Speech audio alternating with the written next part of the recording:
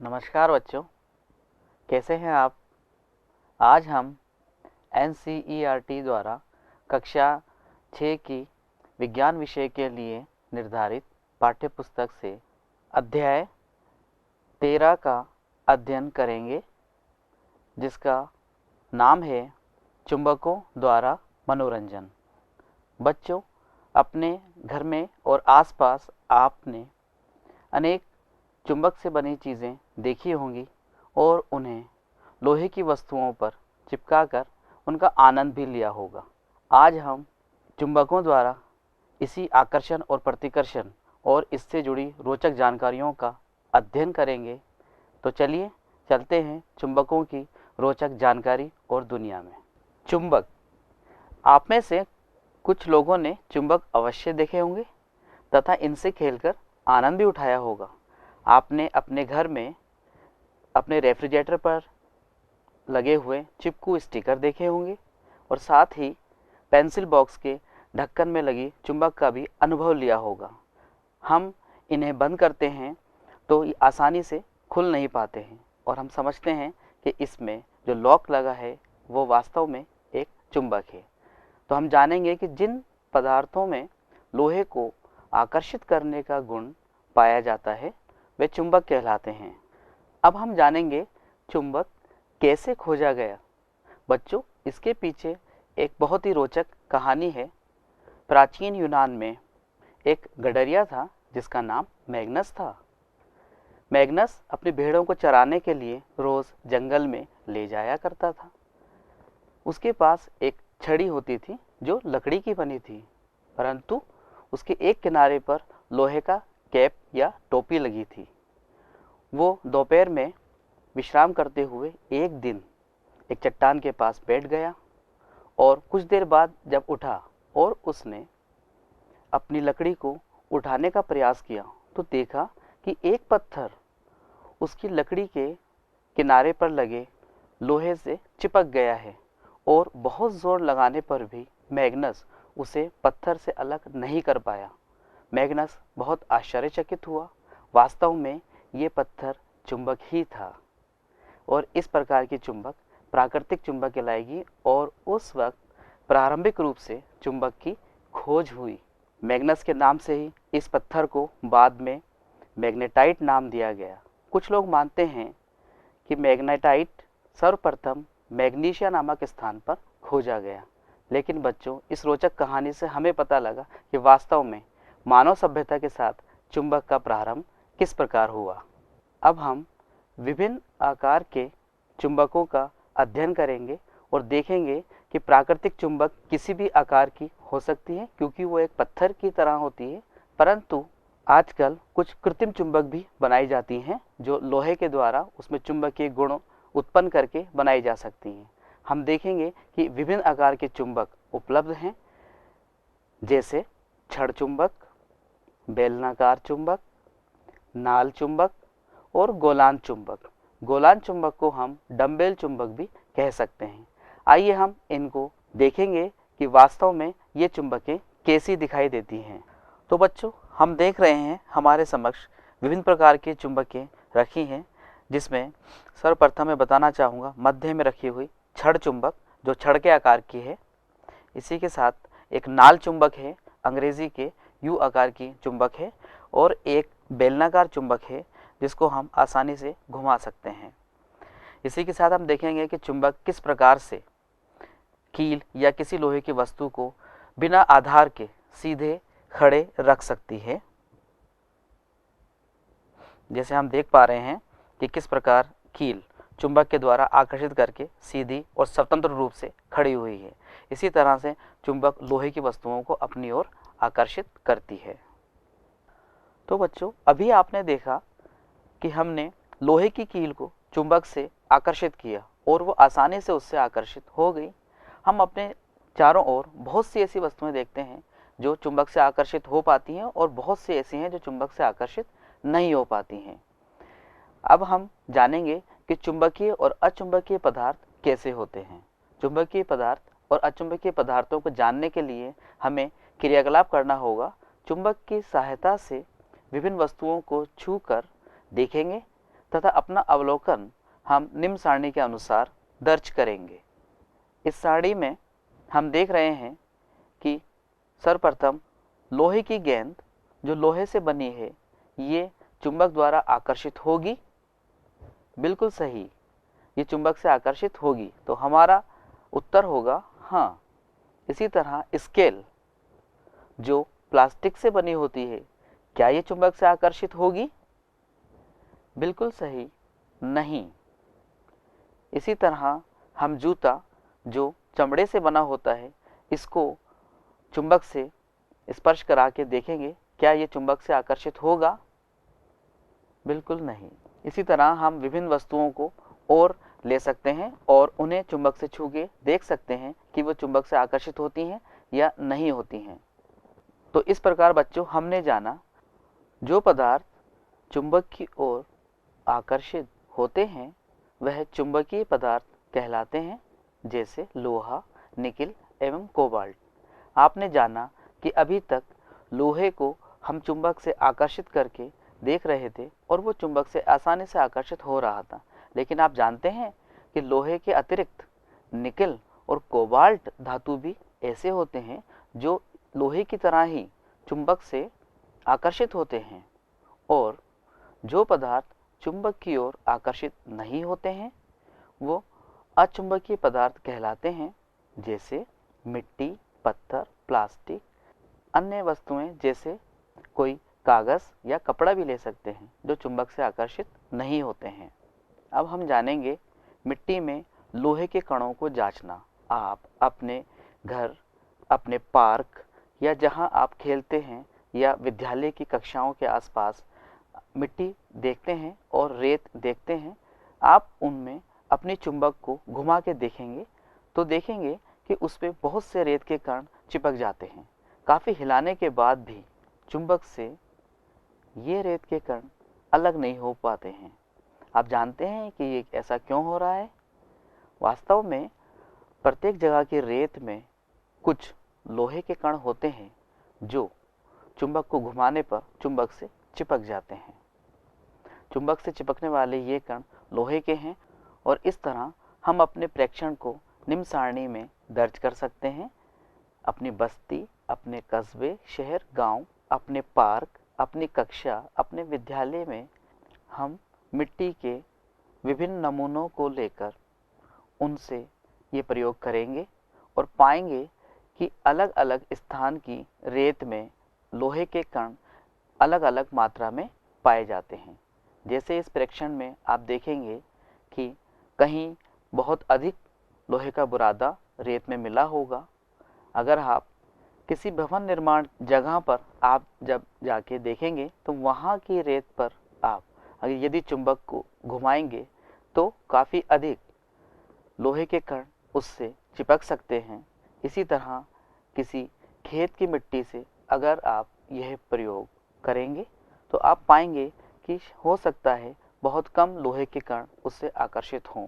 यह प्रयोग आप अपनी कक्षा, अपने विद्यालय और अपने घर की निकलने वाली रेत में भी प्रयोग कर सकते हैं और पता लगा सकते हैं कि विभिन्न स्थानों पर रेत के कणों के साथ कितने लोहे के कण मिले हुए हैं।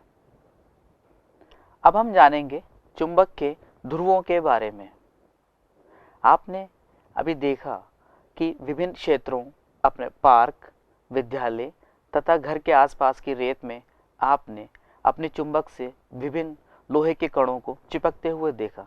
आप बता सकते हैं कि चुंबक के किस भाग पर अधिक लोहे के कण चिपके और किस भाग पर कम लोहे के कण आकर्षित हुए। आइए पता लगाएं।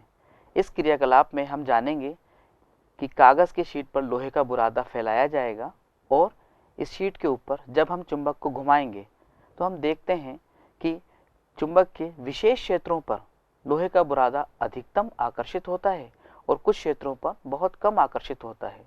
चुंबक के ध्रुव इसके सिरों के नज़दीक होते हैं और ये हमें पता लगता है चुंबक से आकर्षित होने वाले लोहे के बुरादे की मात्रा पर। तो इस क्रियाकलाप में हम जानेंगे कि लोहे के कणों के पास जब हम चुंबक को लाते हैं तो इसके किस क्षेत्र पर अधिकतम लोहे के कण आकर्षित होते हैं। चलिए देखते हैं।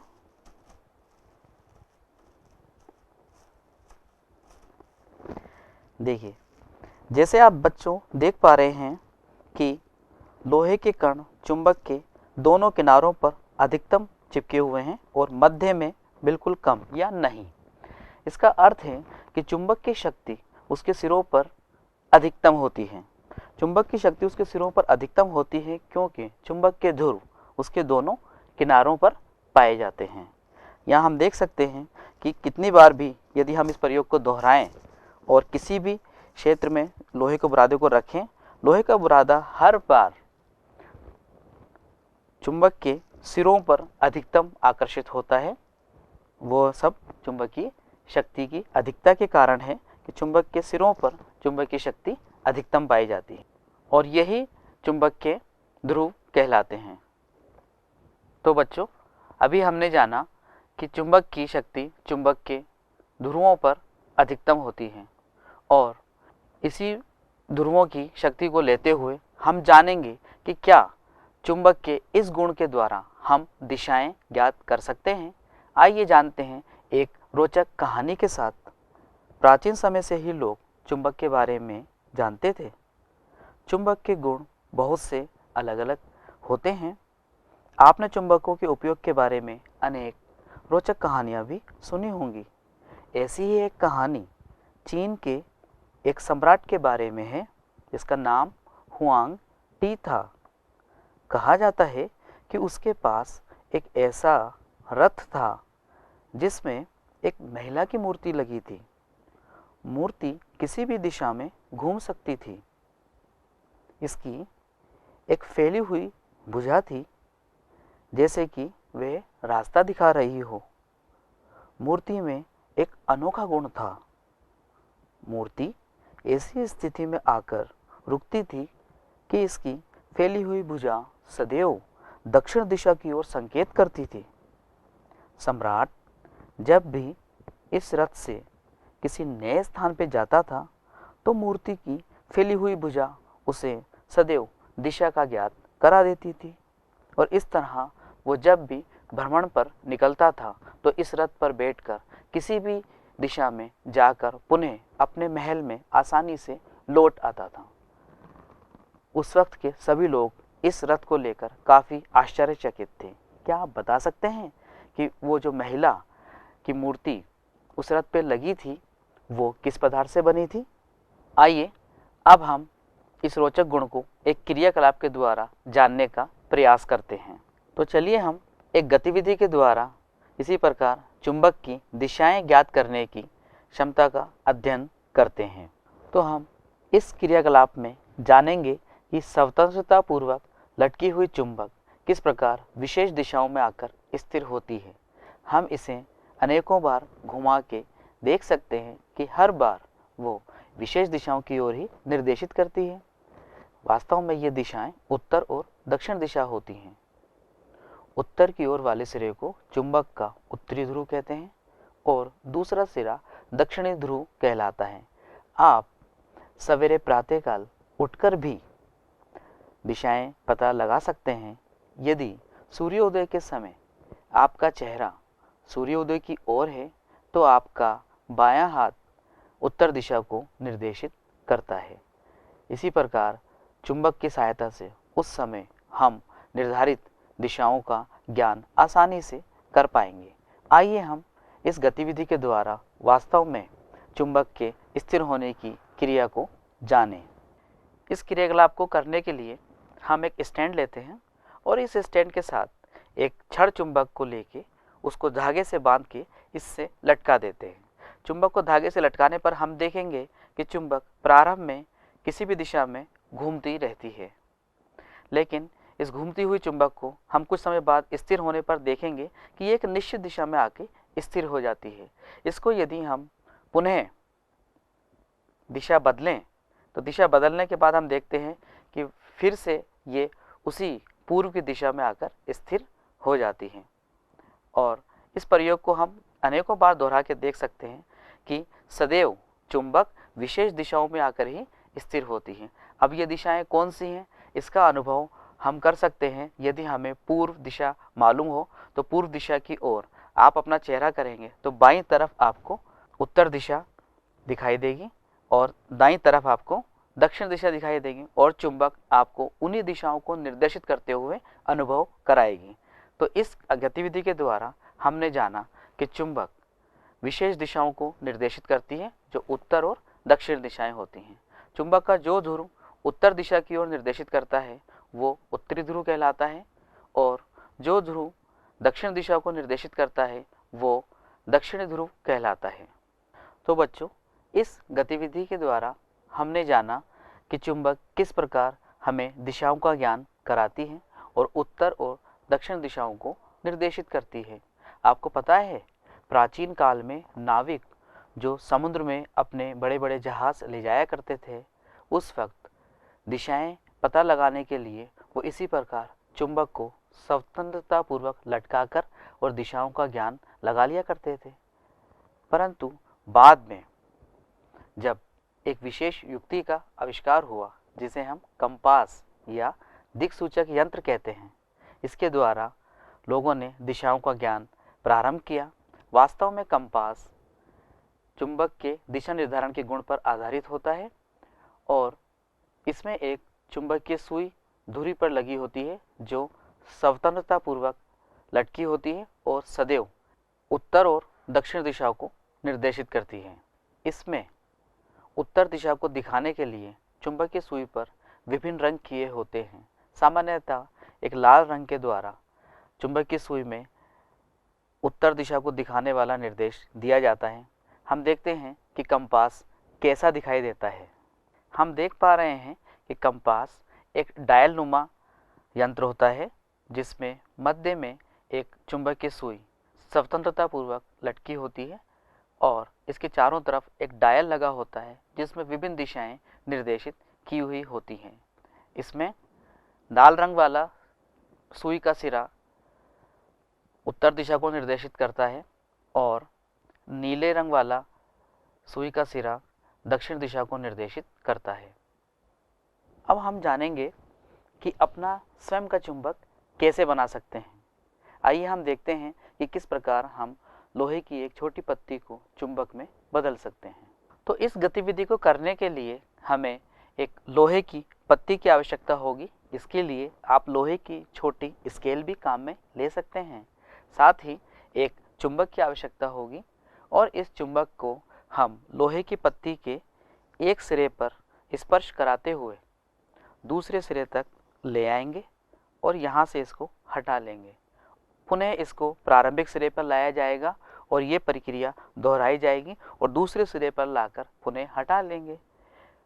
इस तरह ये प्रक्रिया हमें बार बार दोहराते हुए लगभग 30 से 40 बार इस प्रक्रिया को दोहराना है और 30-40 बार प्रक्रिया दोहराने के बाद आप पाएंगे कि लोहे की पत्ती में कुछ चुंबकीय गुण अस्थायी रूप से उत्पन्न हो जाते हैं और इसके पास जब किसी ऑलपिन या अन्य लोहे के छोटे कण को लाया जाता है तो ये उसे आकर्षित करने लगता है। इस प्रक्रिया को बार बार दोहराकर आप अपनी लोहे की छोटी सी पत्ती को धीरे धीरे चुंबक में बदल सकते हैं। बच्चों, अब हम जानेंगे कि हम अपना स्वयं का कंपास कैसे बना सकते हैं। चुंबक की सहायता से लोहे की सुई को चुंबकित करके हम एक छोटे से कार के टुकड़े में इसको लगा सकते हैं। सर्वप्रथम इसके लिए हमें एक छोटी ऑलपिन लेनी होगी जिसे हम इसी तरह चुंबक से स्पर्श कराते हुए उसके एक किनारे से दूसरे किनारे पर ले जाते हुए उस ऑलपिन को चुंबक में बदल सकते हैं। इसके बाद इस चुंबक को हम एक छोटे से रबड़ या कॉर्क के टुकड़े में फंसाकर तैयार कर सकते हैं और एक जल से भरे हुए प्याले में इसको छोड़ेंगे। जैसे आप छोड़ेंगे तो आप देखते हैं कि ये तैरने लगती है और तैरते तैरते ये विभिन्न दिशाओं में घूमती है, परंतु कुछ समय बाद जब ये शांत हो जाती है, धीमी हो जाती है, तो ये स्थिर होने के बाद दो विशेष दिशाएं उत्तर और दक्षिण दिशाओं को निर्देशित करना प्रारंभ कर देती हैं। तो इस प्रकार हम अपने बनाए हुए एक जल कंपास के द्वारा दिशाओं का ज्ञान कर सकते हैं। अब हम जानेंगे चुंबकों के बीच आकर्षण तथा प्रतिकर्षण। आइए चुंबकों से एक रोचक खेल खेलें और पता लगाएं कि चुंबकों के परस्पर संपर्क पर क्या होता है। हम देखते हैं कि हमारे पास दो चुंबकें हैं और इन दो चुंबकों में आप देख सकते हैं कि एक तरफ लाल निशान है और एक तरफ नीला निशान है। इससे हम जानेंगे कि लाल निशान वाले ध्रुव समान ध्रुव हैं, नीले निशान वाले ध्रुव समान ध्रुव हैं। हम आकर्षण और प्रतिकर्षण को जानने के लिए एक बार एक चुंबक के समान ध्रुवों को एक दूसरे के करीब लाने का प्रयास करेंगे। हम देखते हैं कि ये हर बार इससे दूर जाता है, यानी समान ध्रुव एक दूसरे को प्रतिकर्षित करते हैं। यही प्रक्रिया हम दूसरे ध्रुवों को जो समान है आपस में उनसे भी दोहरा सकते हैं, परंतु इस बार हम देखते हैं कि ध्रुवों को बदल देते हैं और एक चुंबक के एक ध्रुव को दूसरे चुंबक के विपरीत ध्रुव के समीप लाने का प्रयास करते हैं और देखते हैं कि ये दूर से ही इससे आकर्षित हो जाता है, जिससे पता लगता है कि चुंबक के असमान ध्रुव एक दूसरे को आकर्षित करते हैं, जबकि समान ध्रुव एक दूसरे को प्रतिकर्षित करते हैं। तो बच्चों, अब हम जानेंगे चुंबक से जुड़ी कुछ सावधानियाँ। चुंबक अपने गुण खो देती है यदि वह गर्म किया जाए, हथौड़े से पीटा जाए या फिर ऊंचाई से गिराया जाए। तो हमें चुंबक के साथ ऐसा कुछ नहीं करना है। चुंबक को सुरक्षित रखने का तरीका। चुंबकों के परस्पर विपरीत ध्रुवों को पास पास तथा संपर्कित रखना चाहिए, जिससे चुंबक लंबे समय तक सुरक्षित रह सकती है। चुंबकों को सुरक्षित रखने के लिए हम देख सकते हैं यहाँ दो चुंबकें हैं और इनके मध्य में एक प्लास्टिक या लोहे का गुटका रखा जाता है। दोनों चुंबकों को आमने सामने रखते समय इस बात का ध्यान रखना है कि विपरीत ध्रुव एक दूसरे के समक्ष हों। साथ ही दोनों चुंबकों के दोनों सिरों को यहाँ एक लोहे की पत्ती से जोड़कर सुरक्षित रखा जाता है। इस तरीके से चुंबक हिलती नहीं है और आपस में संपर्कित भी रहती हैं और लंबे समय तक सुरक्षित रखी जा सकती हैं। कुछ सावधानियाँ। अपने चुंबक को cassette, mobile, television, music system, CD तथा कंप्यूटर से दूर रखें, क्योंकि चुंबक की तरंगें इन उपकरणों को खराब कर सकती हैं। तो बच्चों, आज के इस अध्याय में हमने जाना कि चुंबक की खोज कैसे हुई, चुंबक में कितने ध्रुव होते हैं, चुंबक के द्वारा लोहे को आकर्षित करने की क्षमता और चुंबक का दूसरी चुंबक के साथ आकर्षण और प्रतिकर्षण किस प्रकार होता है। साथ ही चुंबक को सुरक्षित रखने का तरीका भी जाना और चुंबक के द्वारा बनाए गए कंपास से दिशाएं कैसे ज्ञात की जा सकती हैं। तो इस प्रकार चुंबक से जुड़ी आज बहुत सी जानकारियाँ आपने सीखी। मिलते हैं अगले अध्याय के साथ, तब